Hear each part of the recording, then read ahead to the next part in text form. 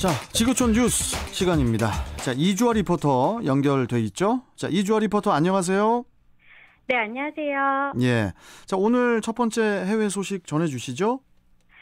네, 어제 베이징天安门 광장에서 중국 공산당 창당 100주년 기념 행사가 열렸습니다. 이번 행사에는 젠20 등 중국의 최신형 전투기가 대거 등장했고요. 합창단과 국기 호위대 등의 3만 3천여 명의 행사 지원 인력을 동원하는 등 대규모 자축 행사를 벌였습니다. 이 행사에는 러시아 등 주요 사회주의 국가의 고위 관계자들과 남북한 등 전 세계 100여 개국의 외교사절이 참석했습니다. 시진핑 국가주석은 지난 100년 동안 당과 각 민족의 분투를 통해서 첫 번째 100년의 목표를 달성했고 역사적인 절대적 빈곤 문제를 해결했다고 말했습니다. 네. 더불어 두 번째 100년을 향해 나아가고 있다면서 신중국 100년의 비전을 담은 중국몽을 설명했습니다. 네. 뭐 첫 번째 100년 그리고 이제 두 번째 100년이라고 하셨는데 각각 뭐 어떤 의미를 담고 있는 거죠, 이게? 네, 먼저 첫 번째 100년과 두 번째 100년에 대해 말씀드리자면 중국은 공산당 창당과 건국 100년을 두 개의 100년으로 지칭하고 있습니다. 창당 100년은 샤오캉 사회, 즉 모두가 풍족한 삶을 건설하는 것을 목표로 하고요. 건국 100년은 전면적인 사회주의 현대화 국가 건설을 달성한다는 계획입니다. 시 주석은 중국이 전면적인 사회주의 현대화 강국을 건설하는 두 번째 100년 목표를 향해 나아가고 있다면서 이는 중화민족의 위대한 영광이며 중국인민의 위대한 영광이자 중국 공산당의 위대한 영광이라고 말했습니다. 이어 중화민족이 유린당하고 모욕당하는 시대는 지나갔다는 사실을 전 세계에 정중히 선언한다고 강조했습니다. 그러면서 외부 세력이 중국을 괴롭히면 머리가 깨져 피를 흘릴 것이라는 다소 강한 경고의 표현도 덧붙였는데요. 미국이라는 단어를 직접 거론하지는 않았지만 미국 등의 서방 국가를 겨냥한 발언으로 풀이됩니다. 더불어 사회주의만이 중국을 구원할 수 있고 사회주의만이 중국을 발전시킬 수 있다고도 덧붙였습니다. 뭐 중국이 이렇게 애국주의 분위기를 띄우면서 대대적인 행사를 벌이고 있는 반면에 같은 날에 홍콩의 분위기는 뭐 많이 달랐다고 하던데요? 네, 그렇습니다. 베이징의 축하 분위기와 달리 홍콩 전역은 삼엄한 분위기였습니다. 7월 1일은 홍콩의 중국 반환 24주년을 맞이하는 날이기도 했는데요. 매년 이날이면 홍콩에서는 민주진영 주도로 반중 집회가 열렸습니다. 하지만 올해는 집회가 원천 금지됐고 1만여 명의 대규모 경찰 인력이 배치되면서 대조적인 풍경을 보였습니다. 홍콩 경찰은 모든 불법 집회에 무관용 원칙을 적용한다고 경고하기도 했는데요. 중국의 정치 경제적 성장과 민주주의가 얼마나 큰 간극이 있는지를 상징적으로 보여주는 날이었습니다. 어제 그 기념일을 맞이한 또 다른 나라에 대한 내용, 다음 소식으로 또 준비하셨다고요? 네, 7월 1일은 캐나다의 건국 기념일이기도 한데요. 현재 캐나다의 분위기는 무겁기만 합니다. 최근 잇따라 캐나다 원주민 어린이들의 유해가 1,000구 넘게 발견됐기 때문입니다. AP통신에 따르면 캐나다 원주민단체는 땅속을 볼 수 있는 레이더를 이용해 수색을 했는데 그 결과 가톨릭 교회가 운영하던 학교 인근 부지에서 180여 구가 넘는 원주민 어린이들의 유해를 발견했다고 합니다. 앞서 지난 5월에는 캐나다 한 원주민 부족이 브리티시 컬럼비아주의 가톨릭 교회가 운영한 또 다른 학교터에서 215명의 유해를 확인했다고 밝혔습니다. 지난달에는 서스케처원주 소재 학교 부지에서 750여 명이 묻힌 것으로 추정되는 무덤터가 발견됐습니다. 아니, 카톨릭 교회 인근에서 계속해서 유해가 발견됐다고 하셨는데, 이거 뭐 카톨릭 교회하고 뭐 어떤 관련 같은 게 있는 건가요, 이게? 네, 캐나다 원주민 기숙학교는 19세기 후반부터 1990년대까지 100여 년간 정부와 가톨릭교회 주도로 운영이 됐습니다. 캐나다 전국 140곳에 기숙학교가 세워졌고요. 원주민 아동들을 수용하고 자신들의 문화를 주입했습니다. 최소 15만 명의 어린이가 가족으로부터 떼어져 강제로 학교에 끌려갔는데요. 끌려간 원주민 어린이들에게는 새로운 이름이 주어졌고요. 강제로 가톨릭으로 개종됐다고 외신은 전했습니다.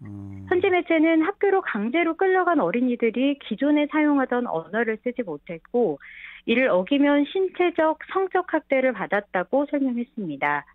원주민 어린이에게 고유의 문화 대신 백인 가톨릭 사회로 동화시키겠다는 목적에서인데요. 기숙학교에서는 백인 동화 정책에 저항하거나 도망치려는 어린이를 상대로 구타와 방임, 성적 학대 등 가혹 행위가 빈번했으며 어린이가 사망했을 때 가족에게 알리지도 않고 안매장했다는 증언이 잇따랐습니다. 참, 우리나라도 그렇고 해외에서도 그렇고 이 아이들을 상대로 이렇게 이런 뭐 학대와 또 폭행이 이루어졌다는 그런 사실이 너무 안타깝습니다. 이 문제는 좀 이게 국가 차원에서 제대로 좀 밝혀져야 하지 않나 이런 생각이 좀 드네요. 네, 캐나다 정부 진실화해위원회가 이 문제를 조사하고 있는데요.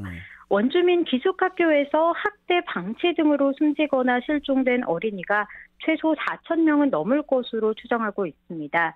일각에서는 1만 명에 달할 것이라는 관측도 제기되고 있는데요. 최근 캐나다 정부는 이러한 과거를 문화적 집단 학살로 규정했습니다. 주스탱 트리도 총리는 어둡고 부끄러운 역사라며 공식 사과했고 식민지 시대 과오를 기억하고 희생자를 추모하기 위해 법정 공휴일도 지정했습니다. 하지만 프란치스코 교황은 캐나다에서 전해진 소식을 접하고 경악했다면서도 공식 사과나 유감을 표명하지는 않았는데요. 트리도 총리는 지난 26일 프란치스코 교황에게 캐나다에 직접 와서 교회의 잘못에 대해 사과해달라고 요구했습니다. 또한 캐나다 원주민 대표단은 29일 교황을 직접 만나 사과를 촉구하겠다고 밝혔습니다. 국민들은 충격에 빠진 가운데 캐나다 곳곳에서 규탄 추모 시위와 교회 방화 사건이 일어나기도 했습니다. 정부와 민간단체들은 원주민들이 거부해온 건국 기념일 관련 행사를 대폭 축소하거나 취소했습니다. 그렇군요. 이 정부와 카톨릭 교회로 인해서 희생된 수많은 아이들 소식 되게 안타깝고 뭐 사과로 이렇게 어린 아이들의 목숨을 되돌릴 수는 없겠지만은 좀 진심을 담아서 과거의 잘못을 사과해 주기를 바라봅니다. 자, 아이고 벌써 마지막 소식이네요. 네. 마지막 소식 뭔가요?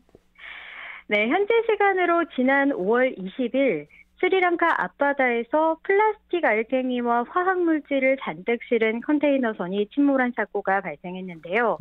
이후로 최근까지 고래와 바다거북 등의 해양동물 사체가 잇따라 발견되고 있습니다. 스리랑카 매체들에 따르면 최근 몇 주 동안 고래 4마리와 돌고래 20마리, 바다거북 176마리 등 최소 200마리의 사체가 떠밀려왔다고 합니다. 스리랑카 인근 바다에는 바다거북 5종이 살고 있는데 특히 푸른 바다거북과 올리브각시 바다거북은 스리랑카 해변에 알을 낳는 것으로 알려졌습니다. 고래나 돌고래, 바다거북뿐만 아니라 새와 개 등의 사체도 잇따라 발견되고 있다고 현지 매체들은 보도하고 있습니다. 환경운동가들은 컨테이너 선에서 흘러나온 플라스틱 알갱이와 화학물질을 원인으로 주목하고 있고요. 환경당국은 사체 일부를 수거해 사인을 조사 중인 것으로 전해졌습니다. 이 컨테이너 선박이 침몰한 원인에 대해서는 어떻게 뭐 밝혀졌습니까? 네, 컨테이너 선박의 침몰은 화재에서 비롯됐습니다. 스리랑카 콜롬보항 인근에서 입항을 기다리던 싱가포르 전적 MV 엑스프레스 퍼로에서 화재가 발생했는데 내부 폭발 등이 겹치면서 걷잡을 수 없을 정도로 불길이 번진 겁니다. 불길은 12일 만에서야 겨우 진압됐는데요. 진압 과정에서 많은 양의 물이 쏟아져 들어오면서 결국 선박이 서서히 바다 밑으로 가라앉아 버렸습니다. 해당 선박에는 인도에서 선적한 질산 25톤 등 1,486개의 컨테이너가 실려 있었고요. 이 가운데 28개에는 플라스틱 알갱이가 담긴 것으로 알려졌습니다. 선원들 사이에는 선적 화물의 위험성에 대한 일부 문제 제기가 있었다는 보도가 나오면서 환경 피해를 줄일 수 있었던 인재라는 지적도 나오고 있습니다. 환경운동가들은 이미 벙커유 등 약 350톤의 연료유 등 일부와 화학물질이 유출됐을 것으로 우려하고 있습니다. 아니, 그나저나 이 환경 피해 규모가 이게 지금 어마어마할 것 같은데. 네. 그나저나 이 스리랑카가 섬나라 아닙니까? 네. 이게 지금 섬나라면은 어민들이 되게 많은데 어민들의 걱정이 이만저만이 아닐 것 같아요. 네, 그렇습니다. 이번 사고로 가장 큰 타격을 입은 이들은 어업으로 생계를 이어가는 어민들입니다. 현재 스리랑카 해안 어민들의 생계가 막막한 상황이지만 아직 피해 규모조차 파악이 어려워 보상에는 상당한 시일이 걸릴 것으로 보입니다. 스리랑카 콜롬보 거주 교민들 사이에는 요즘 평상시 즐겨 먹던 수산물까지 조심해야 한다는 지적이 확산되고 있는데요. 반면 정부 당국에서는 사태의 심각성을 숨기려는 분위기도 감지되고 있다고 밝혔습니다. 이 가운데 스리랑카 해양환경보호국은 환경 피해 규모 파악을 위해 전문가 41명으로 위원회를 구성해 자료를 수집 중인 것으로 전해졌습니다. 또한 야생동물부에서는 플라스틱 알갱이와 화학물질에 따른 오염도를 파악하기 위해 호주 등 해외 전문가들에게 도움을 청한 것으로 전해졌습니다. 이 참 인간들의 이 생태계를 파괴시키는 이런 행위들이 이게 점점 지구를 썩게 만들고 있기 때문에 이런 뉴스들이 뭐 자주 나오고 있습니다, 지금. 네, 맞습니다. 아무튼 뭐 오늘 해외 소식 여러 가지 이렇게 또 소개해 주셔서 감사하고 오늘 말씀은 여기까지 듣도록 하겠습니다. 고맙습니다. 네, 감사합니다. 네, 자, 지구촌 뉴스 이주아 리포터와 함께했습니다. 자.